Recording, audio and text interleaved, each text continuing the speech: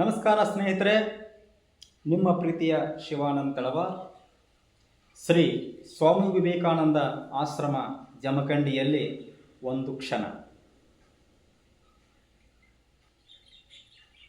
ವೇದಗಳು, ಉಪನಿಷತ್ತುಗಳು, ಭಗವದ್ಗೀತೆ, ರಾಮಾಯಣ ಈ ಎಲ್ಲ ಗ್ರಂಥಗಳನ್ನು ಒಂದು ಮೂಟೆಯಲ್ಲಿ ಕಟ್ಟಿ ಗಂಗಾ ನದಿಯಲ್ಲಿ ಎಸೆಯಿರಿ.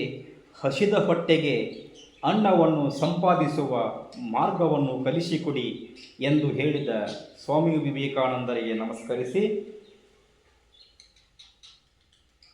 ಯುವಕರಿಗೆ, ಗೃಹಿಣಿಯರಿಗೆ, ವಯಸ್ಕರಿಗೆ ಒಳ್ಳೆಯ ಆಧ್ಯಾತ್ಮವನ್ನು ಕೊಟ್ಟ ಈ ದೇಶದ, ಈ ವಿಶ್ವ ಎಂದೂ ಮರೆಯದ ಮಹಾನ್ ಸಂತ ಸ್ವಾಮಿ ವಿವೇಕಾನಂದರ ಒಂದಿಷ್ಟು ಮಾತುಗಳನ್ನು ನಿಮ್ಮ ಮುಂದೆ ಹಂಚಿಕೊಳ್ಳಲಿಕ್ಕೆ ಪ್ರಯತ್ನ ಮಾಡ್ತೀನಿ ಬಂಧುಗಳೇ.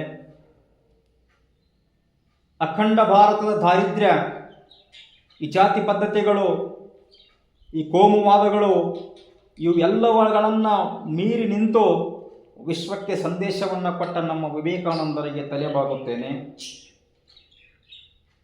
ಜನನಿ ಜನ್ಮಭೂಮಿ ಸ್ವರ್ಗಶಃ ಮಿಗಿದಪಿ ಎನ್ನುವ ಮಾತಿನಂತೆ ನಮ್ಮ ದೇಶದಲ್ಲಿರುವ ಸಂಸ್ಕೃತಿಯನ್ನು ಪಾಶ್ಚಿಮಾತ್ಯರಿಗೆ ಪರಿಚಯಿಸಿ, ಅನುಸರಿಸಿ ಬದಲಾವಣೆಯನ್ನು ಕೊಟ್ಟ ಮಹಾನ್ ಸಂತ ವಿವೇಕಾನಂದರು.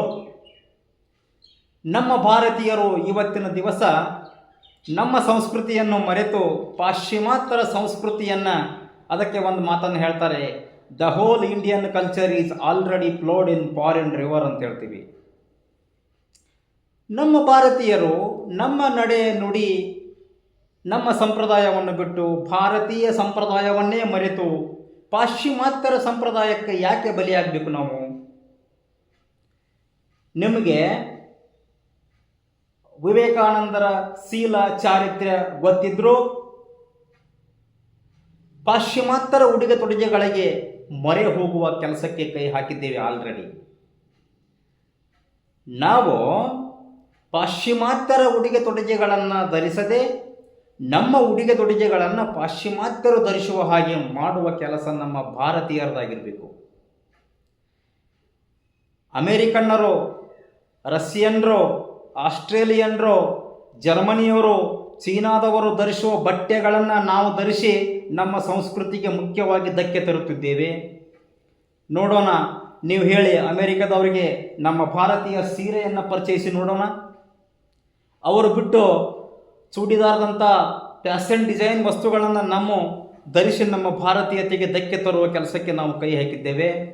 ಆದರೆ ನಮ್ಮ ಭಾರತೀಯ ಉಡುಗೆ ತೊಡುಗೆಗಳನ್ನು ಪಾಶ್ಚಿಮಾತ್ಯರಿಗೆ ಪರಿಚಯಿಸಿ ನಮ್ಮ ಸಂಪ್ರದಾಯವನ್ನು ಮತ್ತೊಮ್ಮೆ ಗಟ್ಟಿಗೊಳಿಸಿ ನೋಡೋಣ ಯುವಕರೇ. ಇಲ್ಲ, ಅದಕ್ಕೆ the Indian whole culture is already flowed in foreign river ಅನ್ನುವ ಮಟ್ಟಕ್ಕೆ ಬಂದಿದ್ದೇವೆ. ದಯವಿಟ್ಟು ಈ ಸಂಗತಿಗಳು ಮತ್ತೆ ಕಾಣುವ, ಜಗಜ್ಜಾಹೀರಾಗುವ ಸಂಗತಿಗೆ ಹೋಗಬಾರ್ದು ಸ್ನೇಹಿತರೆ. ದೇಶ ಯಾವತ್ತು ನಮ್ಮ ಶೀಲ ಚಾರಿತ್ರ್ಯದ ಜೊತೆಗೆ ದೇಶದ ಒಡನಾಟ ಒಳ್ಳೆಯದಾಗಿರುತ್ತೋ ಅಲ್ಲಿಯವರೆಗೆ ಈ ದೇಶಕ್ಕೆ ಒಂದು ಕೂದಲೆಳೆಯಷ್ಟು ಕಂಕಾಗದು.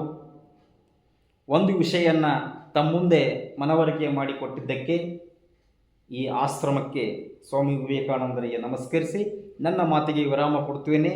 ಮತ್ತೊಂದು ವಿಷಯದೊಂದಿಗೆ ಮುಂದಿನ ಸಂಚಿಕೆಗೆ ನಮಸ್ಕಾರ.